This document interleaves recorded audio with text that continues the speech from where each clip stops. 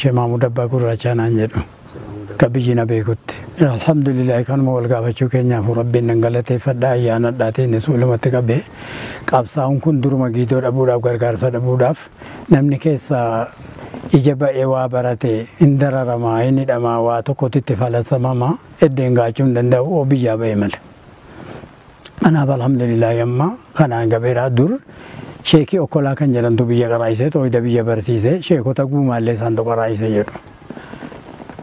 Inni qaraayisonu dhaloonni sheekota guumaa biyya kana qabiriin haadha isaanii kunuuti tabba kana walitti hidhaa mootummaas qabu. Mootummaanis abbaa Jifaar abbaa Gummool kan jedhaman intala ofii kennuudhaaf abbaa duulaa keenyaa wajjin walii galanii eessattan sii kenna jedhanii haadha baajoo birkeenya gaatiraadha jedhamee maratamanii gennee diggoo asitti dhufanii heeruman tabba kanatti. Sheekotaanii walitti hidhaadhaa wajjinumaan oolu wajjinumaan bulu asii qaaratanii sheekota daanaa biratti immoo dhaqanii baratanii achi dhufanii biyya sawaa ta'anii achi kaanii mootummaatti darbanii kanaan darbanii jara lamman duraati jechaadha. Sanaan achittis immoo jaarsoliin keenya hin teenye sheekota garbii kan jedhanu xariiqa kennamaa zabana durii xariiqa asii bahee dhaqee goommatti fudhata geeraatti fudhata. Xariiqa jechuun kun akkana kitaaba walitti muun hin jiru dhaqanii harka isaanii qabanii karaa kana qabi jechuudha. Namni ilmi nama qaraayisuu dhabamuudhaaf namni barumsa namaa kennu sin argamu namni qaraasuu namaa kennu sin argamu biyyi keenya akkuma jirutti biyya gadiiti biyya lafa qabuudhaaf dhufe biyya keenya namni biyya qabuu dhufe warri kitaaba beekan warri ilmi timirtii qaban boodatta fuudhaan namni keenya wallaalaa fakkaate amma alhamdulillah erga karaan nu ba'ee karaa waa hundi dhufe sheekummaan dhufe aaraa fakkaate malee duruma gamaa musliimummaa kana qabannee dhufne jechaadha. Innuma gamaa jee musliimummaa kana qabannee dhufne inna teenyu biyya Oromoo inna ga'u Awurooppaatti galuudhaan achitti dhalachuudhaan Oromoo jedhanii moggaasani.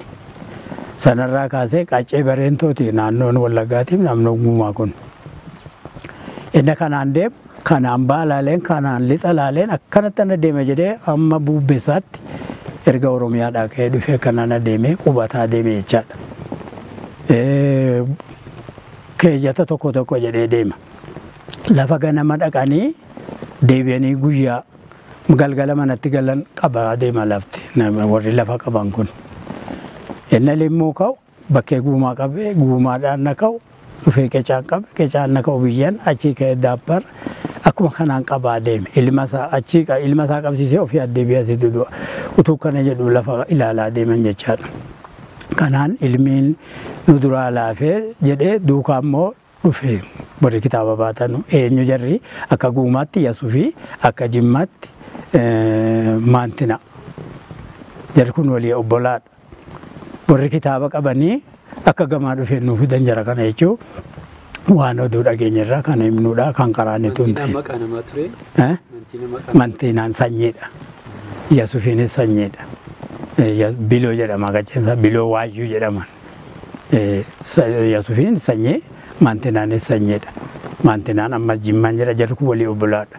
Zariin jaraa Jimmatti gala. Namni biraanuun hogganu jechuudhaan daammitti kan dhume Guumay. Daammitti kan dhume Guumay. Ni qabsaa'ota kana keessaa hangafoota eenyuuf maqaa dha'uu dandeenya?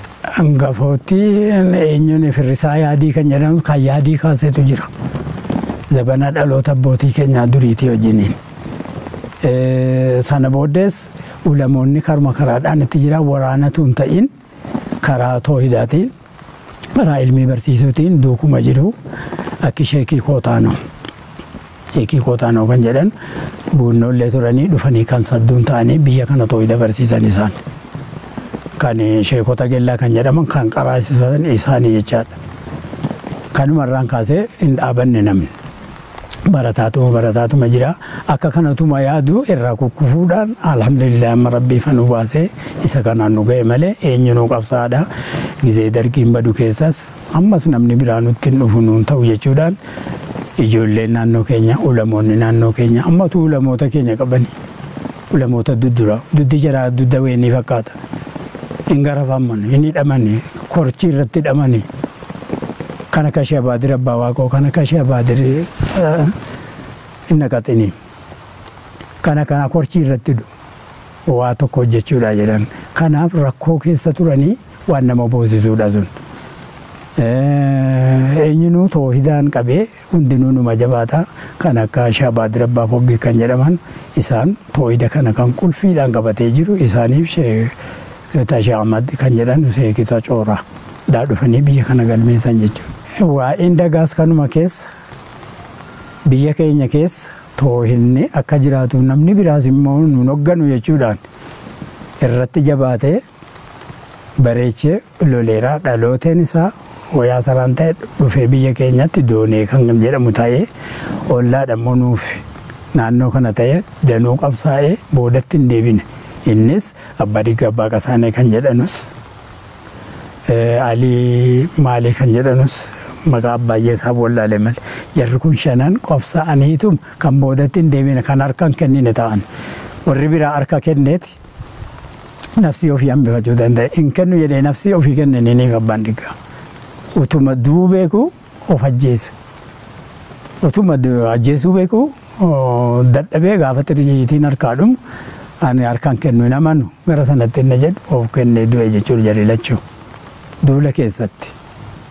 Meem ammoo ulamoonni keenya qabsoo akkamiirra jiddiinii kana bal'isu kan ta'u hida kana ibsu keessatti amma ammaatti maaltu jira amma jireenya keessa jiraattan kan keessatti maal argitanii wanti amma mul'ataa jiru kun maal? Alhamdulillah egaa gaatiraa kanarraa inni ka'u shexaa'aan dhufanii kanaan jabaataniiru.